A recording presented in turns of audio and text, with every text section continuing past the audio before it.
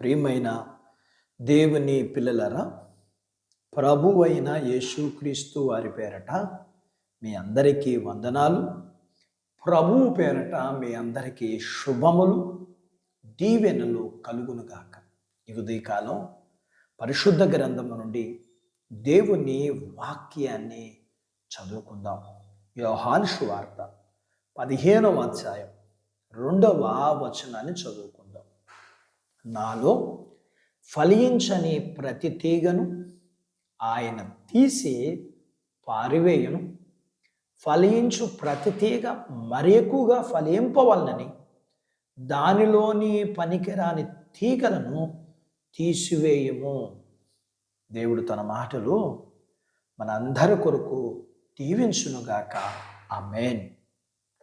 ప్రియమైన దేవుని పిల్లలరా, జీవితాన్ని ఫలభరితం చేసుకోవాలని, ఆత్మీయంగా ఫలించాలని, బహుగా ఫలించాలని ఎవరైతే ఆశిస్తున్నారో, ఆ ఆశతోనే జీవిస్తున్నారో అలాంటి వారికి సరిగ్గా సరిపోయే శ్రేష్టమైన వాగ్దానం ఇది.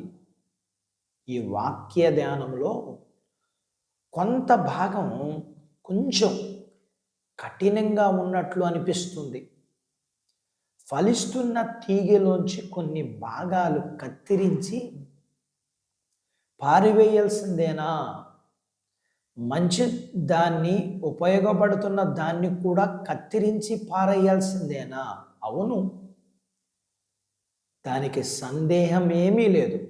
ప్రభువారు మనలను పవిత్రపరచటానికి, మనలోని పనికిరాని వాటిని తొలగించటానికి తరచుగా ఏదో ఒక రకమైన కష్టాన్ని కలిగిస్తారు. అది మనకి కీడు చేయాలని కాదు.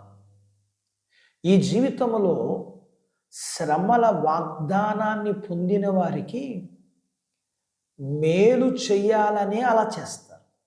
కానీ ఆ శ్రమలో, ముగింపులో బాధలన్నీ మరిచిపోయేంతగా మంచి మార్పును అనుగ్రహిస్తాడు.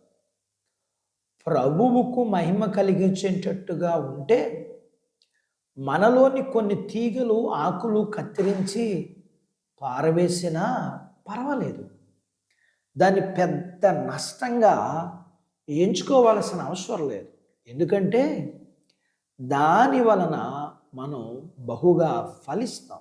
కొన్నిసార్లు మనలోని పనికిరాని తీగలను కత్తిరించి పారవేసే కార్యక్రమం శ్రమల ద్వారా కాకుండా వాక్యం ద్వారా జరుగుతుంది.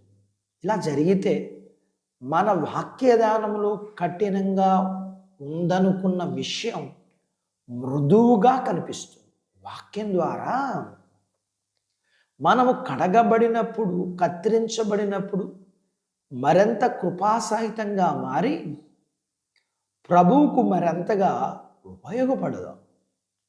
మనల్ని సృష్టించిన ప్రభువు మనం ఫలించే కొలది వాళ్ళ ఒక కొలత ప్రకారం కత్తిరింపులు వేస్తూ మనం పూర్తి స్థాయిలో ఫలించేంత వరకు తన పనిని కొనసాగిస్తారు. ఇది మనకు గొప్ప సంతోషం కదా. ఐశ్వర్యం, ఆరోగ్యం, ఘనతల కొరకైన వాగ్దానం కంటే బహుగా ఫలించటం కొరకైన వాగ్దానం, నిజమైన ఆదరణ ఉంది. ఆయన నామ ఘనత కొరకు బహుగా ఫలిద్దాం. అట్టి బాధ్యత దేవుడు మనకు దయచేయునుగాక. దేవుడు తన మాటలు మన కొరకు దీవించునుగాక. ఆమేన్. ప్రార్థించుకుందాం. నాతో పాటు ఏకీభవించండి. మమ్మలను మిక్కిలిగా ప్రేమించిన మా ప్రియ పరలోకపు తండ్రి, మీ పరిశుద్ధ నామమును బట్టి మీకు వందనాలు. ఈ ఉదయకాలం మీ పాదాల దగ్గర మీ లేఖనాన్ని మేము నేర్చుకోవడానికి సహాయం చేశారు. అవును, మా జీవితంలో మేము ఫలించడానికి, మాలో ఫలించని ప్రతి తీగను, ప్రతి క్రియను, ప్రతి అలవాటును మీరు కత్తిరించడానికి, తీసివేయడానికి శ్రమ మా జీవితంలో మీరు అనుమతించినప్పుడు మేము సరిచేయబడి మేము మరింతగా మీలో అంటకట్టబడి ఫలించటానికి అది కారణమవుతుండగా మేము ఆ శ్రమ దగ్గర మేమును అపార్థము చేసుకొనక వ్యతిరేకలు అవ్వక మేము శ్రమలో మీ దగ్గర ప్రార్థించి మేము మా జీవితాన్ని దిద్దుబాటు చేసుకోవడానికి సహాయం చేయండి. మీ లేఖనాన్ని బట్టి శ్రమలో మేము కలగక మునుపు త్రోవ విడిచి శ్రమ కలగటం వల్ల మాకు మేలే అని మేము మీ లేఖనాన్ని బట్టి భక్తుల యొక్క మాటలు బట్టి మేము మా జీవితమును కొనసాగించడానికి కావలసినంత కృపను మీరు ఇవ్వండి. మీ పిల్లలను అందరినీ దీవించండి. చిన్న బిడ్డలను, యవనస్తులను, వృద్ధులను, స్త్రీలను, పురుషులను దీవించండి. వారి చదువుల్లో, ఆరోగ్యాల్లో సహాయం చేయండి.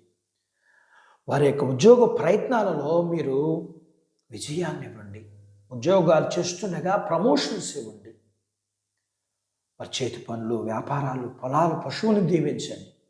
వివాహాలు కాని వారికి అవ్వడానికి సహాయం చేయండి. వివాహమై గర్భఫలం లేకున్న వారికి గర్భఫలాలు ఇవ్వండి. మీరెవరైతే ప్రేమించి గర్భఫలం ఇచ్చారో వారికి సుఖమైన ప్రసూతి ఇవ్వండి. ప్రసూతైన వారికి తల్లి బిడ్డలకు ఆరోగ్యాలు ఇవ్వండి. ప్రియుడా, మీకు వందనాలు చెల్లిస్తున్నాం.